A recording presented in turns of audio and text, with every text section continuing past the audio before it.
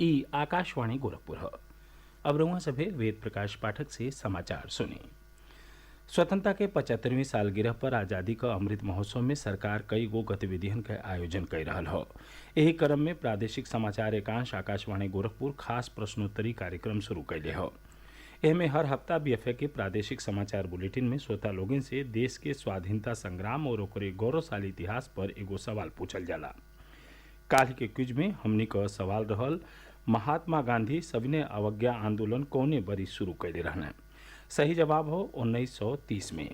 ए हफ्ता के भाग्यशाली विजेता हैं महोबा के गांधी नगर के कुसुम सोनी। अमृत महोत्सव के श्रृंखला का अगला सवाल अगला हफ्ता बीएफए के श्रोता लोगन से पूछल जाई। और अब समाचार।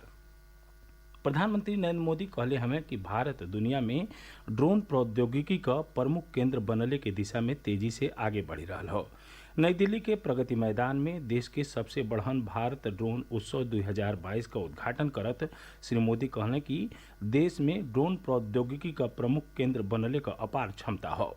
वहाँ के कहने कि भविष्य में ये तकनीक कृषि, रक्षा, प्राकृतिक आपदा प्रबंधन, स्वास्थ्य और भूमि मैपिंग जैसन क्षेत्र में खास भूमिका निभाई।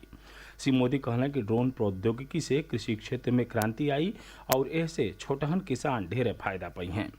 ड्रोन उद्योग के फलले फूलले से रोजगार का मौका बढ़ी। श्री मोदी कहना कि वहाँ के ड्रोन के मदद से केदारनाथ पुनर्विकास परियोजना का समीक्षो कैले हैं। मिनिमम गवर्नमेंट मैक्सिमम गवर्नेंस के रास्ते पर चलते हुए ease of living, ease of doing business को हमने प्राथमिकता बनाया।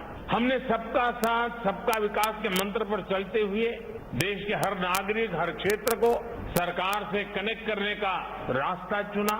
देश में सुविधाओं का, पहुंच का, डिलीवरी का एक जो डिवाइड हमें अनुभव होता था, उसके लिए हमने आधुनिक टेक्नोलॉजी पर भरोसा किया, उसे एक महत्वपूर्ण ब्रिज के रूप में व्यवस्था का हिस्सा बनाया। श्री मोदी कहना कि ड्रोन के जरिए पहली बेर देश के गांवन में हर संपत्ति का डिजिटल मैपिंग कइल जा रहा हो। ऐसे मानवीय हस्तक्षेप कम भइल हो और कामकाज में पारदर्शिता आयल हवे। अबले 65,000 संपत्ति कार्ड जारी कइल जा चुकल हो।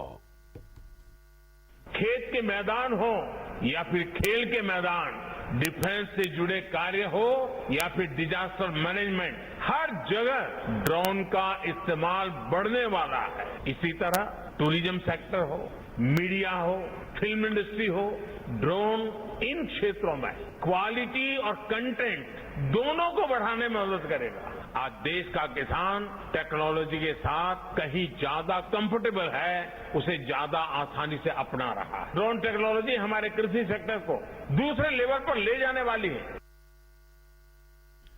मुख्यमंत्री योगी आदित्यनाथ कहले हमें कि 2017 के बाद से उत्तर प्रदेश का छवि बदलल हवे। भाजपा सरकार में नया भारत का नया उत्तर प्रदेश बन रहा हो। मुख्यमंत्री आज विधानसभा में राज्यपाल के अभिभाषण के धन्यवाद प्रस्ताव पर बोलत रहने। वहाँ के कहनी कि भाजपा का काम देख के जनता हमनी के फिर से जितौले हवे।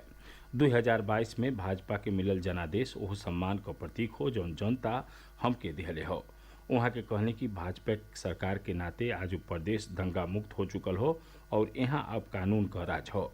सरकार का उपलब्धि गिनावत मुख्यमंत्री कहना कि 2017 के बाद से अबले 5 लाख सरकारी नौकरी दिहल जा चुकल हो और 1 करोड़ से बेसी लोगन के रोजगार से जोड़ल गयल हो। वहाँ के कहने की भाजपा सरकार किसानन का असली हितैषी साबित भइल हो। 2017 के बाद प्रदेश के 20 कृषि विज्ञान केंद्र मिलल हवे, जेमे किसानन का प्रशिक्षण, खाद और उन्नत किस्म का बिया दिहले का व्यवस्था कइल गयल हो। ज्ञानवापी मस्जिद मामला में काल वाराणसी में जिला जज अजय कृष्ण विश्वेश की अदालत में वादी और प्रतिवादी पक्ष आपन तर्क अदालत के समक्ष रखने। दोनों पक्षन के सुनले के बाद अदालत मुकदमा का अगला तारीख 30 मई तय कैले हवे। वादी पक्ष का वकील विष्णु जैन बतौले कि सुनवाई के दौरान मुकदमा के पोषणीयता पर विस्तार से चर्चा भइल। प्रधानमंत्री नरेंद्र मोदी ये महीना के 29 तारीख की आकाशवाणी से प्रसारित होने वाले मन की बात कार्यक्रम बदे लोगन से सुझाव मांगले हमें। ट्वीट संदेशा में प्रधानमंत्री कहना कि उन्हें नमो ऐप और माई GOV वेबसाइट पर टिप्पणियन का इंतजार रही। वहाँ के कहने कि लोग अपन सनेसा 1800-117800 पर भी रिकॉर्ड करा सकें। फोन लाइन 26 मई ले खुलल रही। एकरे बदे लोग फोन नंबर 1922 पर मिस्ड कॉल भी दे सकें। ओकरे बाद उन्हें SMS के जरिए एगो लिंक मिली जौने पर उ सोझे प्रधानमंत्री के अपन सुझाव भेज सकें। एकरे साथे ई समाचार बुलेटिन पूरा भइल। नमस्कार।